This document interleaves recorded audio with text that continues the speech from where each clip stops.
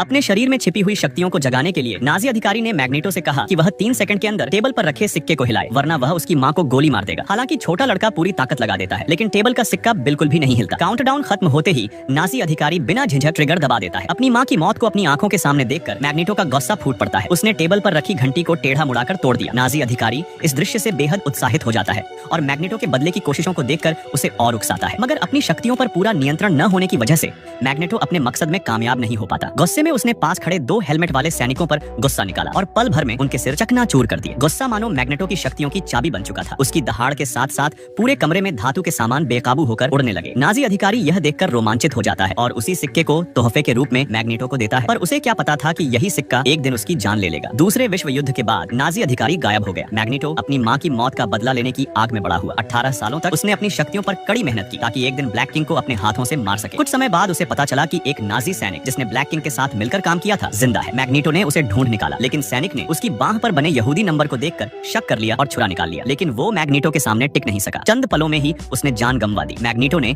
उससे black king के बारे में अहम जानकारी हासिल की और फिर उसे भी मार डाला। उधर ब्लैक किंग तीसरे विश्व युद्ध को शुरू करने की साजिश कर रहा था। उसने कर्नल हेनरी को हेलफायर क्लब बुलाया और कोशिश की कि वह तुर्की में न्यूक्लियर मिसाइलें तैनात करने पर सहमति दे। कर्नल हेनरी ने यह प्रस्ताव ठुकरा दिया, लेकिन ब्लैक किंग ने हार नहीं मानी। उसने रिपटाइड को बुलाया, जिसने अपनी शक्तियों से तूफान खड़ा कर कर्नल को हवा में उड़ा दिया। फिर व्हाइट क्वीन एम्मा फ्रॉस्ट ने अपनी टेलीपैथिक शक्तियों से कोलोनल के दिमाग में डर पैदा किया। उसकी दूसरी शक्ति हीरे जैसी बॉडी उसे मानसिक हमलों से बचा सकती थी। कर्नल हेनरी ने मजबूरी में ब्लैक किंग की बात मान ली, लेकिन CIA एजेंट मोयरा मैकटैगर्ट और एजेंट रॉस ये सब देख रहे थे। रॉस ने ये खबर तुरंत अपने अधिकारियों को दी, लेकिन उन्हें यकीन नहीं हुआ क्योंकि कर्नल हेनरी तो उसी वक्त बैठक में मौजूद था। असल में अजाजेल रेड डीमन ने अपनी टेलीपोर्टिंग क्षमता से उसे वहां पहुंचा दिया था ताकि वो मतदान में हिस्सा ले सके। काम पूरा होते ही कर्नल हेनरी ने ब्लैक किंग से पैसे लेकर भागने की योजना बनाई, लेकिन ब्लैक किंग ने खुद ही उसका हैंड ग्रेनेड खींच लिया और उसका विस्फोट अपने शरीर में समाहित कर लिया। यही ऊर्जा उसकी अमरता और शक्ति का स्रोत थी। उधर एजेंट रॉस ने यकीन दिलाने के लिए प्रोफेसर चार्ल्स एक्सेवियर से मदद मांगी। प्रोफेसर ने उसकी यादों को पढ़ा और तुरंत उसे सपोर्ट करने का फैसला किया। इसके बाद CIA और प्रोफेसर चार्ल्स ने मिलकर ब्लैक किंग के खिलाफ टीम बनाना शुरू किया। मैग्नेटो को कास्पार्टी नामक जहाज पर ब्लैक किंग की तस्वीर मिली। वो बदला लेने के लिए चुपके से जहाज पर चढ़ गया, लेकिन एम्मा फ्रॉस्ट ने टेलीपैथी से उसकी मौजूदगी का पता लगा लिया और उस पर मानसिक हमला कर दिया। मैग्नेटो की दर्दनाक यादें फिर से उभर आईं, लेकिन वह डटा रहा और उस पर चाकू फेंक दिया। तभी प्रोफेसर चार्ल्स और CIA के जवान आ पहुंचे। उन्होंने चेतावनी दी कि कोई हरकत न करे। एम्मा ने हीरे की शक्ल ले ली, जिससे प्रोफेसर उसकी सोच नहीं पढ़ सके। रिपटाइड ने 2 बवंडर खड़े किए, जिससे पुलिस टीम ढेर हो गई। मैग्नेटो ने समंदर में गिरते हुए अपनी ताकत से जहाज के लोहे के एंकर को उठा लिया और जहाज पर हमला किया। ब्लैक किंग और एम्मा बचते हुए नीचे छिपे सबमरीन में घुस गए। मैग्नेटो ने सबमरीन को भी पकड़ लिया और पीछा करता रहा। उसे डूबने से बचाने के लिए